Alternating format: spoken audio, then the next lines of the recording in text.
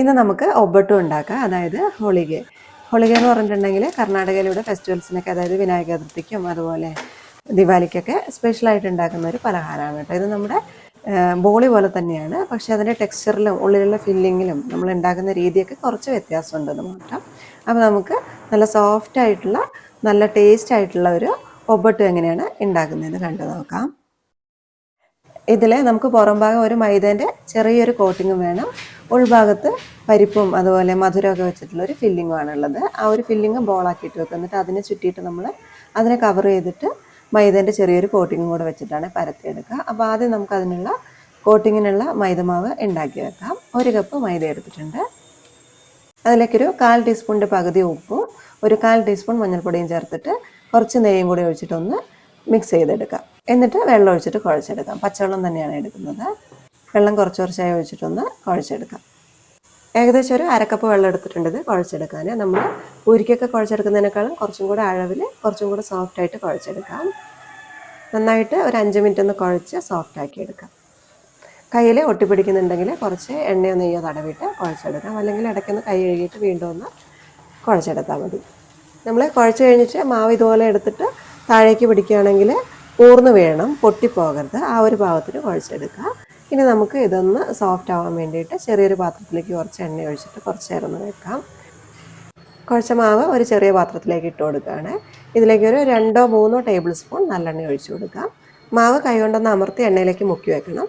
പക്ഷേ ഈ എണ്ണ മാവിലേക്ക് പിടിക്കുകയൊന്നുമില്ല. നമുക്ക് ഈ എണ്ണ അവസാനം ഈ ഒരു ഹോളിഗ ഉണ്ടാക്കാനായിട്ട് ഉപയോഗിക്കുകയും ചെയ്യാം. ഇതിലേക്കുള്ള ഫില്ലിംഗ് ഒക്കെ നമ്മൾ ഉണ്ടാക്കി അതൊന്ന് തണുത്ത് വരുമ്പോഴേക്കും ഈ മാവ് ഇവിടെ ഇരുന്നിട്ടൊന്ന് സോഫ്റ്റായി വന്നോളും. അപ്പോൾ നമുക്ക് ഫില്ലിംഗ് ഉണ്ടാക്കാം. അതിന് വേണ്ടിയിട്ട് 1 കപ്പ് തൂരപ്പരിപ്പ് എടുത്തിട്ടുണ്ട് കേട്ടോ. നമ്മൾ സാമ്പാർ ഉണ്ടാക്കുന്ന പരിപ്പാണ് എടുത്തിട്ടുള്ളത്. സാധാരണ നമ്മൾ കടലപ്പരിപ്പ് വെച്ചിട്ടാണ് ഇതുപോലെ ഹോളിഗ ഉണ്ടാക്കുക. അതായത് ചനാദാൽ ഉണ്ടല്ലോ, അതുകൊണ്ടാണ് ഉണ്ടാക്കുക. നമ്മളിപ്പോൾ അതിന് പകരമായിട്ടാണ് ഈ ഒരു പരിപ്പ് എടുത്തിട്ടുള്ളത്. ഏത് വേണമെങ്കിലും എടുക്കാം.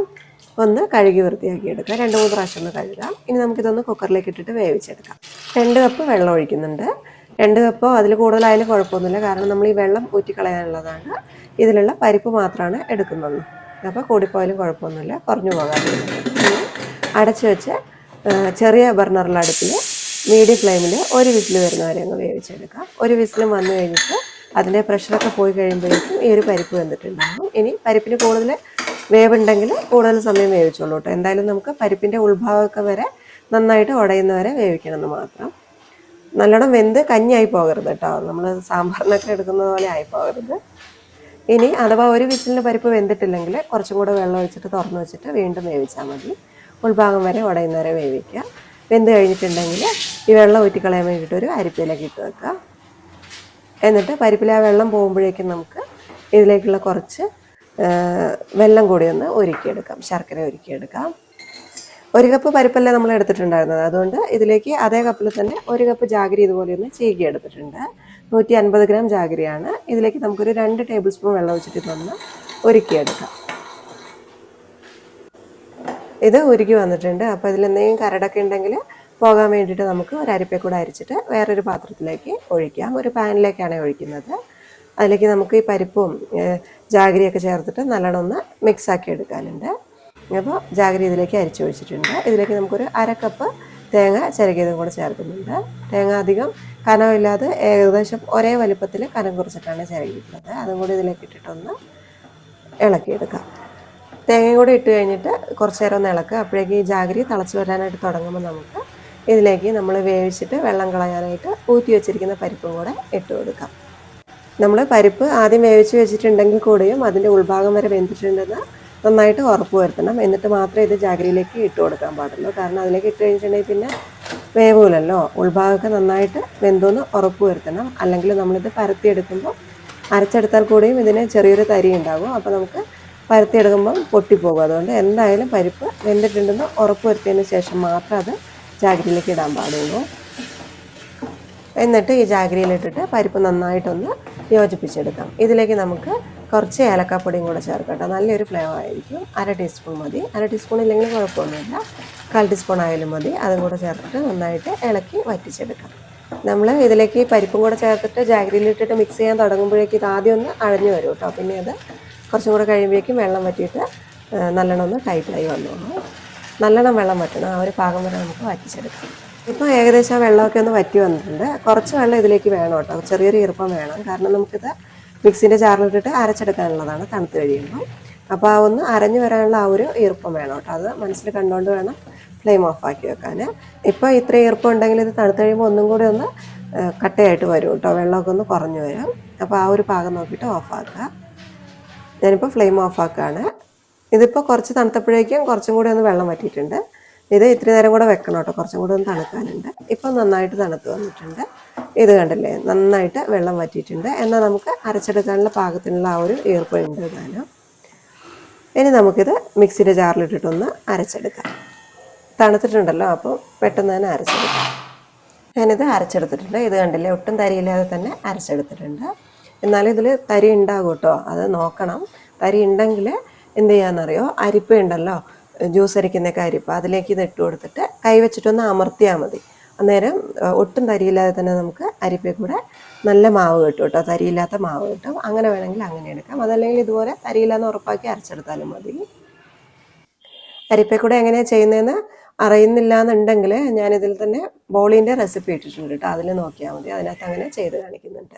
അപ്പോൾ ഇവിടെ ഒരു സെറ്റ് അരച്ചെടുത്തിട്ടുണ്ട്. ബാക്കിയുള്ളത് നമുക്ക് ഇതേപോലെ തന്നെ അരച്ചെടുക്കാം, തരിയില്ലാതെ തന്നെ അരച്ചെടുക്കാം. മുഴുവനും അരച്ചെടുത്തിട്ടുണ്ട്.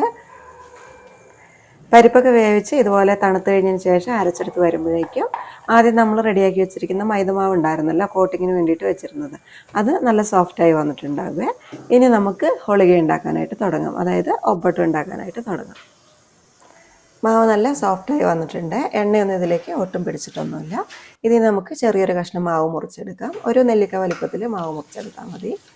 എന്നിട്ട് ഇതൊന്ന് ഇലയിലേക്ക് വെച്ചിട്ട് ആ ഇലയിൽ കുറച്ച് എണ്ണയാക്കിയിട്ട് അതിലേക്ക് വെച്ചിട്ടൊന്ന് പരത്തിയെടുക്കാം. ഒരുപാട് പരത്തണ്ട. ഇതിൻ്റെ ഉള്ളിലേക്ക് നമുക്ക് ഒരു നാരങ്ങ വലിപ്പത്തിലുള്ള നേരത്തെ അരച്ച് വെച്ചിരിക്കുന്ന പരിപ്പ് ഇട്ടിട്ടൊന്ന് ഉരുട്ടിയിട്ട് ഇതിൻ്റെ ഉള്ളിലേക്ക് വെച്ച് കൊടുത്തിട്ടൊന്ന് കവർ ചെയ്തെടുക്കാനുള്ളതാണ്. ഉള്ളിലുള്ള പരിപ്പിൻ്റെ ആ ഒരു ഫില്ലിങ് ഒട്ടും പുറത്തേക്ക് കാണാത്ത രീതിയിൽ മൈദമാവ് വെച്ചിട്ടൊന്ന് കവർ ചെയ്യുക. മൈദമാവ് കൂടുതലായിട്ടുണ്ടെങ്കിൽ അതിൽ നിന്ന് മുറിച്ച് മാറ്റിയിട്ട് വെക്കുക. എന്നിട്ട് നമുക്ക് അടുത്ത ഒബ്ബട്ട് ഉണ്ടാക്കാനായിട്ട് അതെടുക്കാം. ഇനി ഇലയിലേക്ക് കുറച്ച് എണ്ണയും തടവിയിട്ട് നമുക്കിതൊന്ന് നൈസായിട്ട് പരത്തിയെടുക്കാം. വിരൽ വെച്ചിട്ട് പരത്തിയെടുക്കാം. വിരലിൻ്റെ അടയാളം വേണ്ടാന്നുണ്ടെങ്കിൽ കൈൻ്റെ മേൽഭാഗം വെച്ചിട്ട് കൈപ്പത്തി വെച്ചിട്ട് പെട്ടെന്ന് തന്നെ പരത്തിയെടുക്കാം കേട്ടോ. നല്ല സോഫ്റ്റായിട്ട് തന്നെ നമുക്ക് ഒരേപോലെ ഒരേ കനത്തിൽ പരത്താനായിട്ട് പറ്റും. നമ്മൾ നേരത്തെ മൈദമാവ് മുക്കി വെക്കാൻ എടുത്തിരുന്ന എണ്ണയുണ്ടല്ലോ, ആ ഒരു എണ്ണ തന്നെ ഇതുപോലെ പരത്താനായിട്ട് ഉപയോഗിക്കാം. അരികു ഭാഗമൊക്കെ നല്ലോണം സോഫ്റ്റായിട്ട് ഒരേപോലെ തന്നെ പരത്തിയെടുക്കണേ. ഇനി നമുക്ക് ഈ ഒരു ഒബ്ബട്ട് ചുട്ടെടുക്കാം. അതിന് വേണ്ടിയിട്ട് ഒരു പാൻ അടുപ്പിലോട്ട് വെച്ചിട്ട് ചൂടാക്കി എടുത്തിട്ടുണ്ട്. മീഡിയം ചൂട് മതി. ഇതിലേക്ക് ഈ ഇലയോടെ തന്നെ ഒന്ന് കമത്തി കൊടുക്കാം. ഇതിലേക്ക് ചൂട് കയറുമ്പോൾ തന്നെ ഇലയിൽ നിന്ന് വിട്ട് വരും. അപ്പോൾ ഒന്ന് ആവി കയറുമ്പോഴേക്കും ഇല അങ്ങ് മാറ്റിയെടുത്താൽ മതി. തിരിച്ചിടാൻ വേണ്ടിയിട്ട് എപ്പോഴും നൈസായിട്ടുള്ള ചട്ടം എടുക്കണേ. മുകളിൽ ഇതുപോലെ കുമ്പള വരാനായിട്ട് തുടങ്ങുമ്പോൾ നമുക്ക് തിരിച്ചിട്ട് കൊടുക്കാം. എന്നിട്ട് ആ ഭാഗം ഒന്ന് വേവിച്ചെടുക്കാം. മുകൾ ഭാഗം ഇതുപോലെ ചെറിയ കുമ്പളകൾ വരും കേട്ടോ. ഇതിലേക്ക് നമുക്കിനി കുറച്ച് നെയ്യും കൂടി ഒന്ന് തൂവി കൊടുക്കാം. ഒരുപാടൊന്നും വേണ്ട, കുറച്ച് മതി. ആ ഭാഗത്ത് നെയ്യാക്കാം. എന്നിട്ട് തിരിച്ചിട്ട് അപ്പുറത്തെ ഭാഗത്തും കുറച്ച് നെയ്യാക്കി കൊടുക്കാം. ഉൾഭാഗത്തുള്ള പരിപ്പുള്ള ആ ഒരു ഫില്ലിങ് ആദ്യം തന്നെ വെന്തതാണല്ലോ, അപ്പം ഇനി അത് വേവാനില്ല. ഈ പുറത്തുള്ള ഈ മൈദേൻ്റെ കോട്ടിങ് മാത്രം ഒന്ന് വെന്ത് തന്നാൽ മതി. അതുകൊണ്ട് പെട്ടെന്ന് തന്നെ ആവട്ടെ. 2-3 സെക്കൻഡ് കൊണ്ട് തന്നെ ഒരു ഭാഗം വെന്ത് വരും. രണ്ട് ഭാഗം ഇതുപോലെ തിരിച്ചിട്ട് നെയ്യും തേച്ച് കഴിഞ്ഞിട്ടുണ്ടെങ്കിൽ നമുക്കിതൊരു പാത്രത്തിലേക്ക് ഇനി മാറ്റാം.